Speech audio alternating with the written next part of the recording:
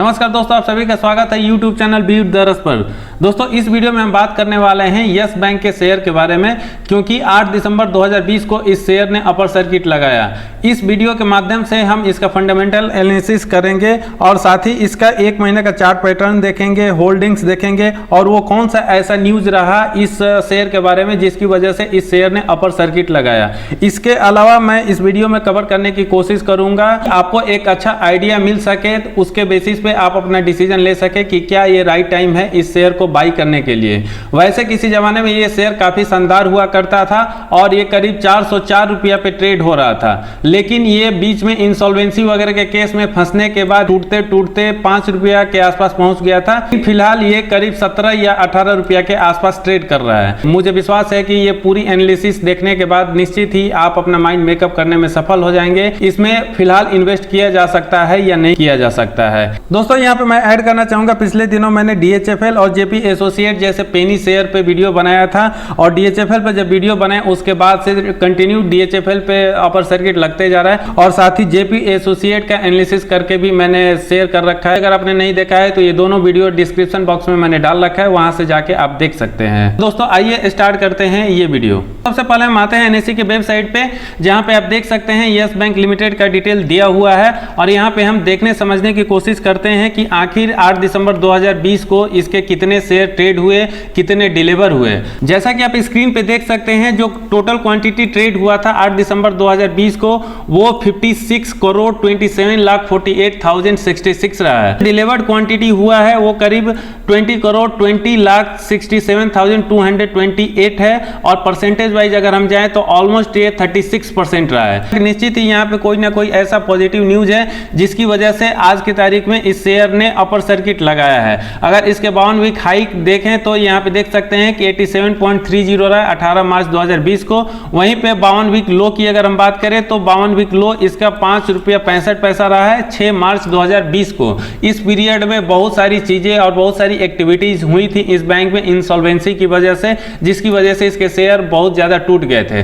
लेकिन इसके बाद LIC जैसी रेपुटेड कंपनी ने इसमें अपना इन्वेस्टमेंट चालू किया। अगर आज की डेट की हम बात करें तो LIC ने करीब 5% का स्टेक इसमें ले चुकी है और धीरे धीरे ये शेयर ऑन ट्रैक आ रहा है, लेकिन लाइफ टाइम जो हाई प्राइस रहा है 400, मुझे लगता है अभी भी कोसों दूर है। अब चेक कर लेते हैं इसका थोड़ा बहुत फंडामेंटल एनालिसिस, जिसके लिए हम लोग को जाना पड़ेगा मनी कंट्रोल के वेबसाइट पे और वहां पे हम देखेंगे कि पिछले कुछ सालों में या पिछले कुछ क्वार्टर्स में इसके परफॉर्मेंस कैसे रहे हैं और क्या उसके बेसिस पे डिसीजन लिया जा सकता है इसमें इन्वेस्टमेंट के लिए। इसके अलावा मैं ये भी बताऊंगा कि वो कौन सा ऐसा पॉजिटिव न्यूज है जिसकी वजह से इसके शेयर ने 8 दिसंबर को अपर सर्किट लगाया। हम अब आ चुके हैं मनी कंट्रोल के वेबसाइट पे, जहां पे आप देख सकते हैं कि इसका जो क्लोजिंग प्राइस रहा है 8 दिसंबर 2020 को वो 70 रुपये 33 पैसा और ऑलमोस्ट ये 10% अपर सर्किट के साथ क्लोज हुआ। अगर इसके नीचे जाते हुए मार्केट कैप हम देखें तो आप जैसे कि देख सकते हैं कि फिलहाल इसका मार्केट कैप 43,420 करोड़ का है। इसका PE रेशियो वगैरह अभी फिलहाल कुछ नहीं शो कर रहा है,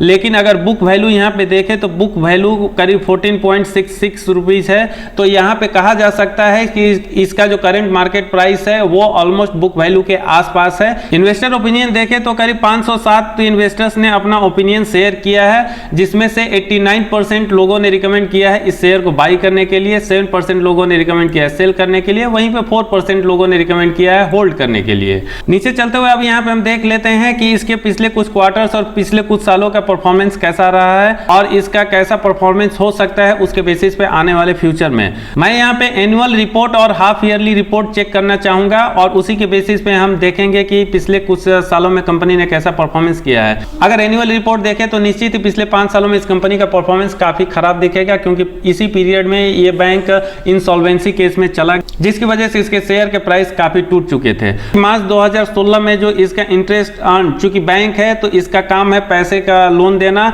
और साथ ही FD वगैरह करना, तो उसके बेसिस पे यहाँ पे इंटरेस्ट ही अर्न किया जा सकता है। तो इसीलिए यहाँ पे सेल्स ना देख के यहाँ पे इंटरेस्ट कितनी अर्न की है इस बैंक ने, यहाँ पे हम ये देख लेते हैं। तो मार्च 2016 में इस बैंक ने 13,533 करोड़ का इंटरेस्ट अर्न किया था। वहीं पे मार्च 2020 में इस कंपनी ने 26,052 करोड़ का इंटरेस्ट अर्न किया था। बीच में ये बहुत सारी चीजें दी हुई है, अदर इनकम, टोटल इनकम, लेकिन अगर सारा चीज हम कवर करने लगेंगे तो वीडियो बहुत लंबा हो जाएगा, इसलिए हम सीधे नेट प्रॉफिट पे आते हैं। तो मार्च 2016 में इस कंपनी ने नेट प्रॉफिट जो अर्न किया था 2529 करोड़ का। वहीं पे मार्च 2020 के एनुअल रिपोर्ट में इस कंपनी ने निगेटिव 16,432 करोड़ का रिपोर्ट दर्ज कराया था। यानी इस बैंक ने मार्च 2020 के खत्म हुए एनुअल रिपोर्ट में 16,432 करोड़ का लॉस उठाया था। अब यहाँ पे हम थोड़ा हाफ ईयरली रिपोर्ट देख लेते हैं। सितंबर 2018 में इस कंपनी ने 13,808 करोड़ का इंटरेस्ट अर्न किया था। वहीं पे सितंबर 2020 में बैंक ने 10,731 करोड़ का इंटरेस्ट अर्न किया था।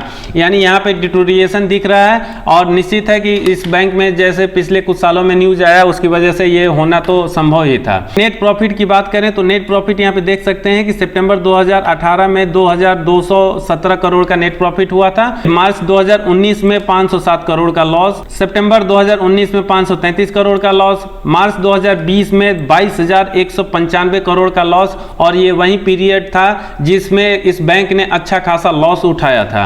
लेकिन अब इस बैंक के रिपोर्ट में इंप्रूवमेंट दिख रहा है और यहाँ पे देख सकते हैं कि मार्च 2020 में जो 22,195 करोड़ का लॉस हुआ था, वहीं पे सितंबर 2020 में इस बैंक ने 154 करोड़ का प्रॉफिट बुक किया है। तो ये एक पॉजिटिव साइन कहा जा सकता है फिलहाल इस बैंक के लिए। दोस्तों, बैंकिंग सेक्टर में एनपीए एक बहुत ही मेजर फैक्टर होता है, इसलिए मैं यहाँ पे थोड़ा सा एनपीए का भी जिक्र करना चाहूंगा और वो डिटेल भी आप लोगों के साथ शेयर करना चाहूंगा। सितंबर 2018 में 3,866 करोड़ का ग्रॉस एनपीए हुआ करता था और वो धीरे धीरे बढ़ते बढ़ते सितंबर 2020 के खत्म हुए क्वार्टर या हाफ ईयरली रिजल्ट में कह सकते हैं 32,344 करोड़ का एनपीए हो चुका है। परसेंटेज वाइज जाए तो यहाँ पे आप देख सकते हैं कि सितंबर 2018 में इस कंपनी ने नेट जो एनपीए का परसेंटेज हुआ करता था 0.84% का हुआ करता था। धीरे धीरे बढ़ते बढ़ते आप देख सकते हैं कि फिलहाल सितंबर 2020 के एंड हुए हाफ ईयरली रिजल्ट में इस कंपनी ने करीब 4.71% का एनपीए रिपोर्ट दर्ज कराया है।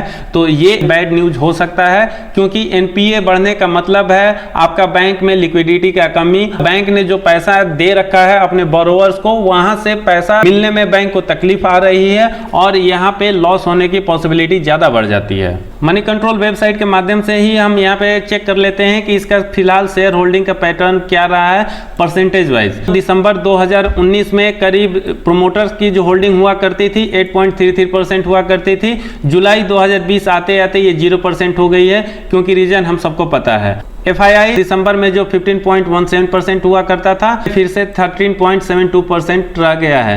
बीच के क्वार्टर अगर देखें तो यहाँ पे देख सकते हैं कि 1.66 जून 2020 में था, मार्च 2020 में 1.86 था क्योंकि FII का इसमें से विश्वास उठ गया था और इसी पीरियड में कोरोना ने भी आना चालू कर दिया था मार्केट में। अगर टोटल डीआई होल्डिंग की हम बात करें तो दिसंबर 2019 में 28.53% हुआ करता था।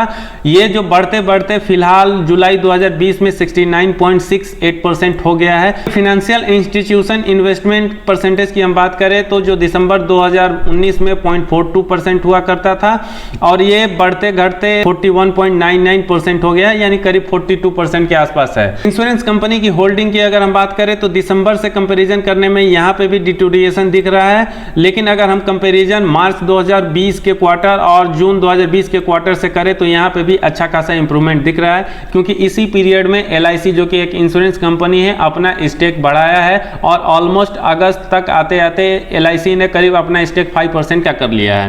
तो म्यूचुअल फंड का विश्वास भी धीरे धीरे अब बढ़ रहा है क्योंकि मार्च 2020 में जो 0.56% थे वहीं पे अब बढ़ते बढ़ते जुलाई 2020 में 1.7% हो गए हैं। अदर DIs की हम बात करें तो यहाँ पे देख सकते हैं कि दिसंबर 2019 में 14.78% हुआ करता था और इसमें जुलाई 2020 में काफी इंप्रूवमेंट दिख रहा है और ये 19.45% हो चुका है। बीच के क्वार्टर में थोड़ा सा डिटोरिएशन दिखा था, मार्च 2020 में 14.78% यानी कांस्टेंट था, लेकिन जुलाई 2020 में ये घट के 13.95% हो चुका था। रिटेल इन्वेस्टर वगैरह की बात करें तो यहाँ पे देख सकते हैं कि ये जो दिसंबर 2019 में 47.96% हुआ करता था, मार्च मार्च 2020 में ये 12.77% हो गया, जून 2020 में 15.29% हो गया और फिर एक बार जुलाई 2020 में 16.61% हो गया है। यहाँ पे अगर मैं कहूँ कि इन्वेस्टर्स का ट्रस्ट धीरे धीरे इस कंपनी में बढ़ रहा है तो ये गलत नहीं होगा, लेकिन जो मेजर कंसर्न फिलहाल बैंक में नजर आ रहा है वो है एनपीएज, मोरेटोरियम वगैरह की वजह से अभी बहुत सारी चीजें खुल के नहीं आ रही है और ये आने वाले महीने जनवरी 2021 में ऐसा उम्मीद है कि सुप्रीम कोर्ट के जजमेंट के बाद निश्चित ही कुछ ना कुछ इसके बारे में भी आएगा और तब मुझे ऐसा लगता है कि शायद इसका एनपीए का परसेंटेज हो या एनपीएस का जो अमाउंट हो फिर से बढ़ सकता है। तो वहां पे एक देखने और समझने वाली बात है। तो अब देखते हैं इस शेयर का चार्ट पैटर्न, जिसमें से आपको जो ब्लू लाइन दिख रही है अगर ये रेड लाइन को क्रॉस करते हुए नीचे जाती है तो उसका इंडिकेशन होता है कि मार्केट इसका बियरिश है। अगर वहीं ब्लू लाइन रेड लाइन को क्रॉस करके ऊपर जाती है या ऊपर ही चल रही है तो इसका मतलब ये हुआ कि मार्केट बुलिश है। 1 वीक के अगर चार्ट पैटर्न देखें तो यहाँ पे देख सकते हैं कि यहाँ पे एक गोल्डन क्रॉस ओवर बन रहा है, ब्लू लाइन रेड लाइन को क्रॉस करते हुए धीरे धीरे आप ये ऊपर की तरफ जा रही है और जिसको हम की गोल्डन क्रॉस ओवर के नाम से जानते हैं। तो इसके बेसिस पे तो कहा जा सकता है कि आने वाले टाइम में भी इसका मार्केट बुलिश ही रहने वाला है, यानी शेयर का प्राइस अप ही रहने वाला है। लेकिन केवल इस ट्रेंड के बेसिस पे ये गारंटी नहीं दी जा सकती है कि शेयर का प्राइस अप ही रहने वाला है, हो सकता है कि शेयर का प्राइस डाउन भी हो जाए। जस्ट ये एक इंडिकेटर है जिसके बेसिस पे हम कैलकुलेशन कर सकते हैं। आगे बढ़ते हुए हम लोग यहाँ पे देखेंगे एक महीना का चार्ट पैटर्न इसका क्या कर रहा है। 23 नवंबर को इसका बियरिश क्रॉस ओवर हुआ था, यानी ब्लू लाइन रेड लाइन को क्रॉस करते हुए नीचे आया है। तो वहां पे आप इसका प्राइस चेक कर सकते हैं, निश्चित ही वहां पे मार्केट इसका डाउन रहेगा और शेयर का प्राइस गिरा हुआ रहेगा। लेकिन ये फिर से धीरे धीरे बढ़ते हुए नीचे जाते हुए एक बार फिर से रेड लाइन को क्रॉस करते हुए ऊपर जा रहा है और यहाँ पे आप देख सकते हैं गोल्डन क्रॉस ओवर बन रहा है, यानी मार्केट बुलिश है और आने वाले टाइम में इसके शेयर का प्राइस अप ही रहने वाला है। फिर से एक बार ये रेड लाइन के आसपास तो दिख रहा है, लेकिन रेड लाइन को क्रॉस करके ये नीचे नहीं आया है और यहाँ से एक बार फिर से ये अप ही हो रहा है। ये केवल इंडिकेशन जो है मैं आप लोगों के साथ शेयर कर रहा हूँ नॉलेज पर्पस के लिए, ना कि ये कोई बाई का रिकमेंडेशन है। बाकी आप अपना खुद का डिसीजन अपने रिसर्च वगैरह के बेसिस पे ले सकते हैं। ये एक आइडिया आपको दे सकता है जिसके बेसिस पे और भी आप ज्यादा रिसर्च कर सकें। फाइनली हम उस न्यूज पे आते हैं जिसकी वजह से 8 दिसंबर को इस शेयर ने अपर सर्किट लगाया। सुबह में एक्चुअली न्यूज आया था कि private lender Yes Bank rose nearly 8% continuing its winning streak on hope that stock will be upgraded to large cap category from mid cap by mutual fund industry body the Association of Mutual Fund in India said. यानी ये expect किया जा रहा है कि yes bank आने वाले time में मिड कैप से लार्ज कैप में शामिल हो सकता है, क्योंकि जो मार्केट कैप का जो साइज है वो बढ़ते जा रहा है, जिसकी वजह से ये लार्ज कैप कैटेगरी के लिए क्वालिफाई कर सकता है। पहला रहा ये पॉजिटिव न्यूज और दूसरा जो पॉजिटिव न्यूज इस बैंक के बारे में रहा, यहाँ पे देख सकते हैं separately the stock also got a boost from the lenders likely plan for an asset reconstruction company and ET report यानी economics times report said around ₹40,000 crore of bad loans by Yes Bank are proposed to be housed in the ARC. ARC का यहाँ पे मतलब होता है कि ARC एक financial institution है, जो भी यस बैंक के बैड लोन्स है यानी जो लोन ये रिकवर नहीं कर पा रहा है वो एक म्यूचुअल प्राइसिंग पे यस बैंक उनको हैंड ओवर कर देगा। यस बैंक के जितने भी बैड लोन्स है म्यूचुअली ये दोनों पार्टी एक टेबल पे बैठेंगे और उसका रेट डिसाइड करेंगे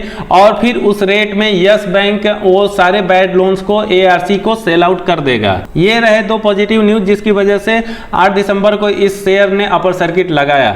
लेकिन यहाँ पे सोचने और समझने वाली ये बात है, ये एक्सपेक्टेड न्यूज है कि ऐसा होने वाला है, तो केवल इसके बेसिस पे ही कोई बाइंग का डिसीजन लेना उचित नहीं होगा।